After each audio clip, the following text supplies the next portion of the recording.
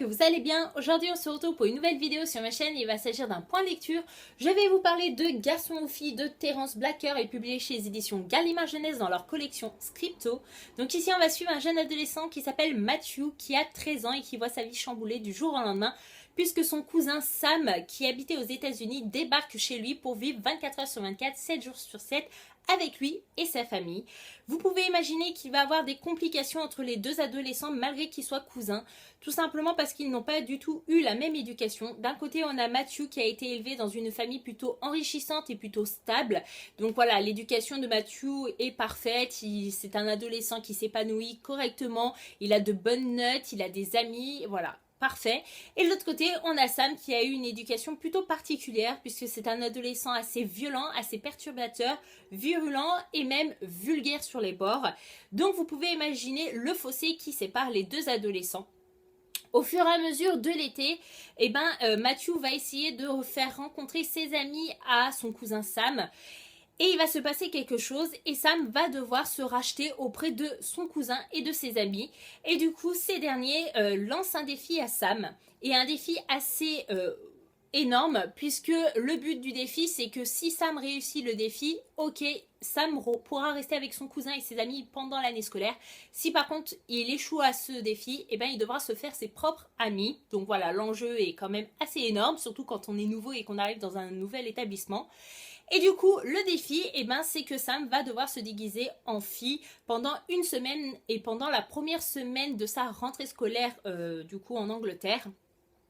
Donc voilà, donc Matthew et ses amis pensent que Sam ne va pas réussir du tout le défi parce que c'est un garçon violent, comme j'ai dit, vulgaire, etc. Et donc se déguiser en fille, ça va être assez compliqué, sachant qu'en plus de ça, il va devoir adapter tous ses comportements, il va devoir parler comme une fille, avoir les mêmes manières, avoir les mêmes mimiques, rigoler comme une fille, et quand on est un garçon assez violent, assez viril, etc., c'est un peu compliqué. Et au final, Matthew et ses amis se trompent puisque Sam se plaît plutôt bien dans ce personnage.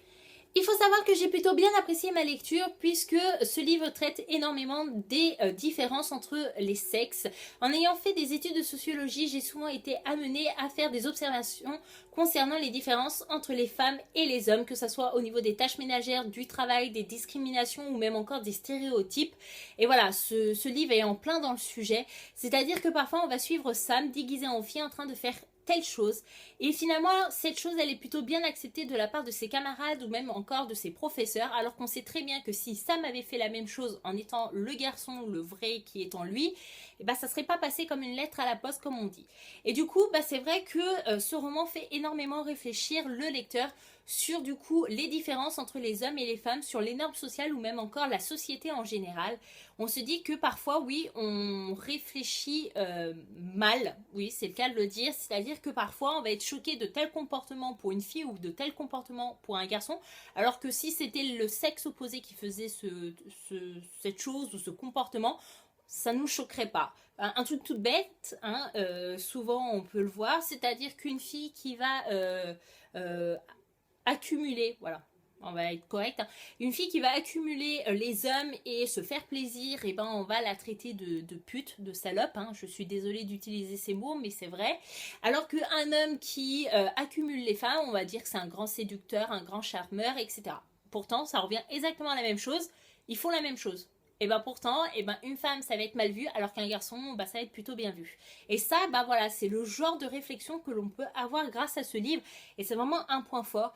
L'autre point fort du roman, je dirais que c'est les points de vue multiples, parce que l'histoire est racontée par plusieurs personnages de l'histoire, c'est-à-dire qu'on va suivre entre 10 à 15 personnages, et je n'exagère pas, il y a minimum 10 et maximum 15 personnages, je me suis pas amusée à les compter, mais il y en a quand même beaucoup. Alors j'avoue, au début j'étais un petit peu perdue de savoir qui était qui, et ça me le fait toujours quand je lis un livre à point de vue multiple, c'est qu'au début je suis perdue, j'arrive pas à me repérer, puis au final ça va, ça rentre dans la tête et on se repère plutôt bien. Mais moi j'adore quand c'est des points de vue multiples parce que je trouve que l'histoire avance beaucoup plus vite, on est beaucoup pris dans l'histoire et ça rend plutôt la lecture addictive et fluide. Donc voilà, moi j'ai lu ce livre assez vite, je crois que je l'ai lu en 5 jours, donc autant vous dire que d'habitude je prends mon temps Et je savoure mes livres, mais là, ben, j'avançais. En fait, je me plongeais dedans et je voyais pas l'heure passer. Et au final, quand je fermais mon livre, je disais, waouh, j'ai lu quand même 80 à 100 pages. C'est pas rien, parce que d'habitude, je lis pas autant de pages à la suite. Donc voilà, je pense que je vais m'arrêter là. Vous avez compris que j'ai plutôt bien aimé et pourquoi. Et voilà, mon point lecture concernant ce livre est enfin terminé. J'espère que je vous aurai convaincu à le lire ou à l'acheter. Hein, mais bon, si vous l'achetez, vous allez le lire quand même. Et du coup, voilà, j'étais super contente, moi, de le trouver à ma médiathèque parce que j'avais vu ce livre dans une vidéo de Cordélia. Je vous mettrai en barre d'infos sa chaîne YouTube.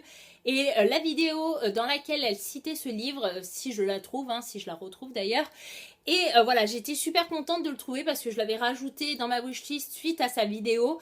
Et quand je l'ai vu, je me suis dit, bah cool, je vais pouvoir le lire en faisant des économies. Et c'est plutôt bien parce que mine de rien, bah des fois on achète un livre et on n'est même pas sûr d'aimer. Mais bon, hein, il faut prendre des risques, comme on dit. Donc voilà, moi je regrette pas du tout, je vous le conseille énormément.